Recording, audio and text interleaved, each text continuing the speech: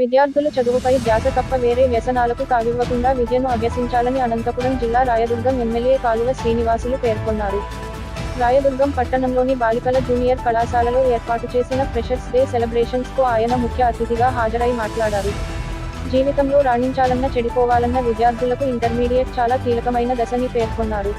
రోజురోజుకు నూతన సాంకేతిక ఆవిష్కరణ చూస్తున్నామన్నారు. ఆర్టిఫిషియల్ ఇంటెలిజెన్స్ టెక్నాలజీ విశ్వవ్యాప్తంగా చాలా ప్రాచుర్యం పొందుతా ఉందన్నారు. భవిష్యత్తులో ఏ రంగాల్లో అయితే అవకాశాలుంటాయో ఆ రంగంలో విద్యార్థులు నైపుణ్యాన్ని పెంచుకొని అప్డేట్ కావాలన్నారు. మంచి పుస్తకాలను చదివి ప్రపంచంపై, సమాజంపై అవగాహన పెంచుకోవాలన్నారు. నిర్దిష్టమైన ముందస్తు కార్యాచరణతో జీవిత లక్ష్యాన్ని ఏర్పాటు చేసుకోవాలని సూచించారు. ప్రతి విద్యార్థికి అమ్మే తొలి గురువని పేర్కొన్నారు. సోమరితనాన్ని వీడి నిరంతరం కష్టపడే తత్వాన్ని పెంపొందించుకోవాలన్నారు. సెల్ ఫోన్లను విజ్ఞానాన్ని పెంపొందించుకునేందుకు వాడాలన్నారు. ప్రధానమంత్రి నరేంద్ర మోడీ, ముఖ్యమంత్రి చంద్రబాబు నాయుడు రోజుకు 16 గంటల పాటు పనిచేసే నిరంతరం అధ్యయనం చేస్తూ కొత్త విషయాలను తెలుసుకుంటున్నారని తెలిపారు. చాలా సంతోషకరమైన సమయం ఇది. చాలా సంవత్సరాల తర్వాత నా చేతుల మీదుగా ప్రారంభమై నా కృషితో ఏర్పాటై అంచెలంచెలుగా ఎదుగుతూ వస్తున్న నా మానస పుత్రిక రాయదుర్గం బాలికల జూనియర్ కళాశాలకు రావడం, మీ అందరి మధ్యలో మీ ఆనందంలో పాలు పంచుకోవడం చాలా సంతోషమేస్తుంది. ఇలాంటి తరుణంలో ఒక తండ్రి లాంటి వాడిగా మీ అందరికీ నేను ఒకటే చెప్తున్నా, మీరు చదువు పైన ధ్యాస తప్ప వేరే వ్యాపకాల్లోకి వ్యాసంగాల్లోకి పోద్దండి.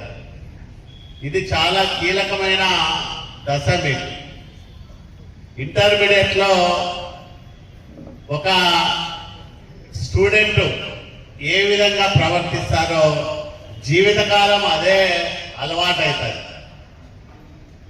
జీవితంలో రాణించాలన్నా చెడిపోవాలన్నా ఇదే కీలకమైన దశ.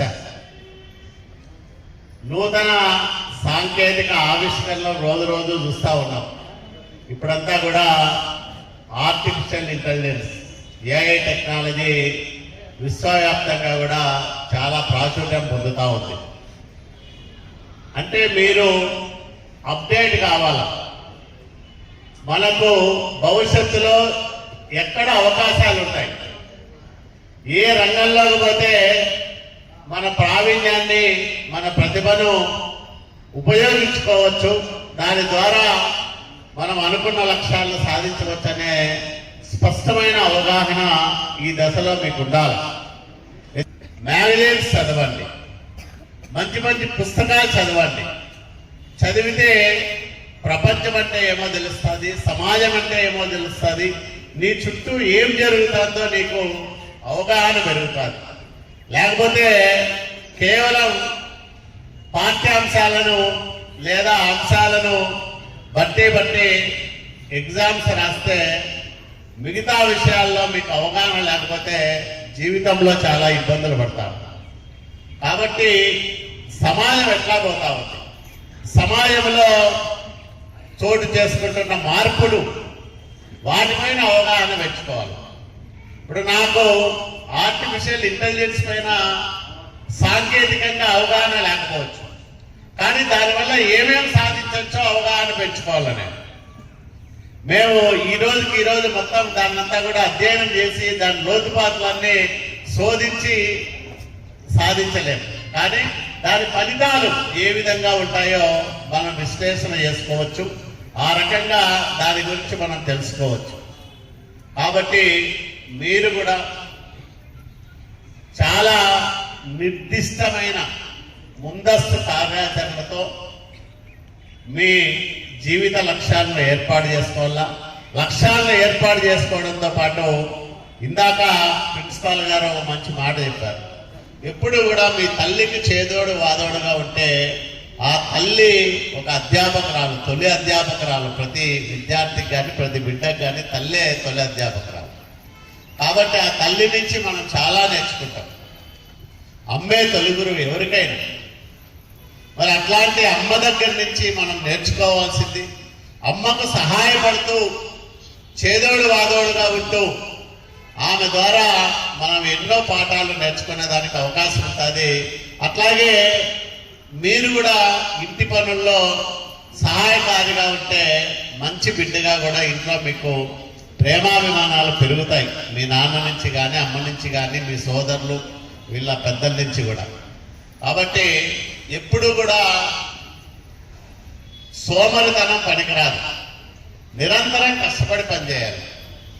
మన ప్రధానమంత్రి గారిని చూడండి, మన ముఖ్యమంత్రి గారిని చూడండి, రోజుకు 16 గంటలు 18 గంటలు వాళ్ళు పనిచేస్తారు, కష్టపడతారు, నిరంతరము అధ్యయనం చేస్తూ ఉంటారు, కొత్త కొత్త విషయాలు తెలుసుకుంటూ ఉంటారు. మరి మీది చిన్న వయసు, సెల్ ఫోన్ల జోలికి పోవద్దండి. ఉపయోగించుకున్న విజ్ఞానం కోసం ఉపయోగించుకోండి. టైంపాస్ కోసం సెల్ ఫోన్లను ఉపయోగించుకుంటే జీవితం అంతా టైం వేస్ట్ అవుతుంది తప్ప దానివల్ల ఉపయోగం ఉండదు. కాబట్టి అందుబాటులో ఉన్న వనరులను సద్వినియోగం చేసుకుంటూ మంచి పౌరులుగా మీరు ఎదగాలని, నా కళాశాల ఈ కళాశాల నుంచి బయటికి వెళ్ళిన ప్రతి బాలిక భవిష్యత్తు ఉజ్వలంగా ఉండాలని నేను ప్రగాఢంగా కోరుకుంటాను. ఈరోజు మీ ప్రిన్సిపాల్ గారు చెప్పారు, అక్కడికి వెళ్తే అక్కడ నీళ్ల సమస్య ఉంది, అట్లాగే ఇంకా సౌకర్యాలు సమకూర్చుకోవాల్సిన బాధ్యత ఉంది, కొన్ని నాన్ టీచింగ్ పోస్టులు అట్లాగే ఉర్దూ లెక్చరర్ పోస్ట్ ఇవన్నీ కూడా మంజూరు కావాల్సిన అవసరం ఉందని చెప్పారు. అవన్నీ సమకూరుస్తాం, ఆ బాధ్యత నేను తీసుకుంటా. కానీ బాగా చదువుకోండి. నేను మీ నుంచి ఆశించేది రాయదుర్గం బాలికల జూనియర్ కళాశాల విద్యార్థినులు ఢిల్లీ దాకా పోవాల మీ ప్రతిభ. అప్పుడే నాకు సంతోషం. మా అమ్మాయి మా బిడ్డ ఢిల్లీ వేదుల్లో ప్రతిభను చాటుకుంటా ఉందని చెప్పుకునే రోజు కోసం ఎదురు చూస్తూ మీ అందరికీ భవిష్యత్తులో మంచి జరగాలని, మంచి భవిష్యత్తు ఉండాలని. ఇంతకుముందు సార్ గారు చెప్పారు, నరేంద్ర మోడీ గారు